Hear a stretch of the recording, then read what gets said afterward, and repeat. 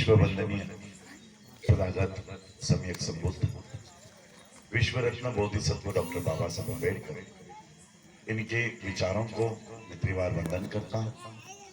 आज के इस बहुजन मैत्री सम्मेलन में उपस्थित बहुजन मैत्री सम्मेलन आए हुए मेरे सभी साथीगण, मंच पर उपस्थित सभी मान्यवर मौलाना जी और यहाँ पर उपस्थित सभी मेरे भाइयों को, बहनों को और माताओं को राजरत्न अम्बेडकर की ओर से जय भीम। सबसे पहले तो मैं क्षमा चाहूंगा कि हमारा 4 बजे का समय था। हम लोगों को यहाँ आते आते किन्हीं कारणों की वजह से देर हो गई।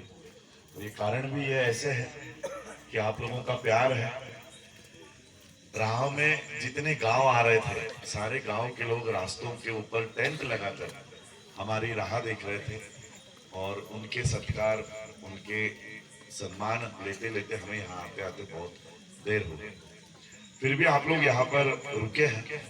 ये सही मायने में मुझे, जैसे बंते जी कहते कि जिंदा लोगों का देश है, तो आज आप मुझे सही मायने में जिंदा लोग यहाँ पर दिखाई दे रहे हैं कि आप सभी लोग रुके हुए हैं। तो बंते जी ने पूछा कि आज आप लोगों ने घर में खाना नहीं बनाया होगा। हमारी माताएं यहाँ पर हाँ बोल देती हैं कि हमने आज घर में खाना नहीं बनाया। मुझे उस समय बाबा साहब की एक बात याद आई जो बाबा साहब के साथ घटित हुई थी। बाबा साहब जब लंदन के कॉन्फ्रेंस से भारत आए, तब लंदन के कुछ पत्रकार बाबा साहब ने जो भूमिका लंदन में रखी थी, बाबा साहब की डिटेल बात छापने के लिए, बाबा साहब की भूमिका क्या है ये छापने के लिए, गांधी की भूमिका क्या है ये छापने के लिए, जिन्ना की भूमिका क्या है, उनके विचार क्या है, ये छापने के लिए लंदन से पत्रकार भारत में आए थे।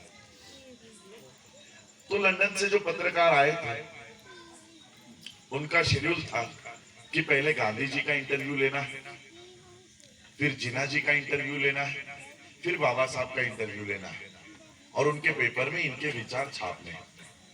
अब ये पत्रकार भारत में आए, गांधी जी जहां पर रुके हुए थे, वहां पर जाते जाते इनको रात के 9 बज गए।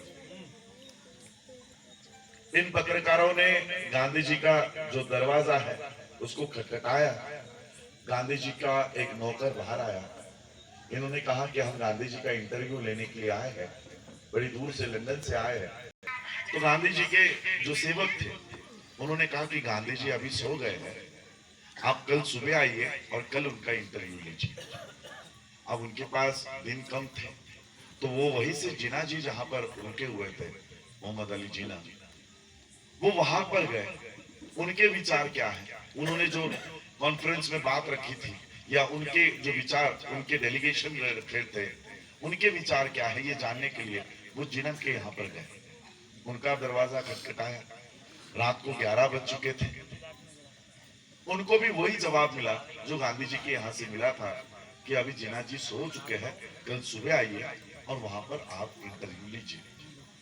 और बाबा साहब के यहाँ पर वो सोच रहे थे कि अभी 11 तो यही बज गए, बाबा साहब के यहाँ जाते जाते 12, साढ़े 12, 1 या 2 भी बज सकते हैं, जाया जाए या नहीं जाया जाए। लेकिन बाबा साहब का समय लेकर रखा हुआ था। तो ये पत्रकार, दोनों पत्रकार बाबा साहब के घर पर, मुंबई में राजगृह है, वहां पर पहुंचे।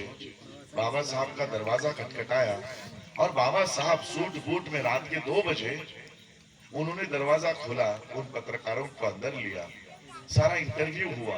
इनके क्या विचार है, गार्डियन नाम का पेपर था, उसमें वो उस पेपर के लिए सारा इंटरव्यू दिया और ये पत्रकार इंटरव्यू लेकर जाने लग गए। उन पत्रकारों को और एक सवाल मन में पैदा हुआ। वो फिर से मुड़े और बाबा साहब को पूछा कि बाबा साहब, हम गांधी जी का और जिन्ना जी का भी इंटरव्यू लेने के लिए आए थे। 9 बजे हम गांधी जी के यहाँ पहुंचे तो हमें जवाब मिला कि गांधी जी सो गए। तो हम जिन्ना जी के यहाँ गए तो जिन्ना जी के यहाँ पर भी हमें यही जवाब मिला कि जिन्ना जी सो गए हैं, कल सुबह आइए। हम रात के 2 बजे आपके घर पर आए, लेकिन अब भी आप कुछ अध्ययन कर रहे हो, कुछ लिखान कर रहे हो। आप रात के 2 बजे हैं, फिर भी जागे हुए हो, कुछ ना कुछ काम कर रहे हो, पढ़ाई कर रहे हो, इसके पीछे क्या राज है? तो बाबा साहब ने जवाब दिया कि गांधी जी 9 बजने के बाद सो सकते हैं, जिन्ना 10 बजे के बाद 11 बजे के बाद सो सकते हैं, क्योंकि उनका समाज जागा हुआ है, उनका समाज जागृत है। मैं रात के 2 बज चुके हैं फिर भी मैं नहीं सो सकता, इसलिए नहीं सो सकता क्योंकि मेरा समाज सोया हुआ है और उनको जगाए बिना मैं सो नहीं सकता। बाबा साहब ने असंख्य रात जाग कर काटी है, जाग कर काटी है। एक प्रसंग बताना चाहूंगा बाबा साहब का। रात के 2 बज चुके थे, बाबा साहब बुद्धानी धम्मा का प्रीफेस लिख रहे थे। उनके सेक्रेटरी थे नानक चंद्र तू, दिल्ली के घर पर वो खड़े थे, बहुत देर तक खड़े थे कि बाबा साहब अभी बहुत देर हो गई, आप सो जाओ। तो बाबा साहब ने कहा रत्तू एक काम करो, तुम घर चले जाओ, कल सुबह आ जाओ, कल सुबह आ जाओ, तुम चले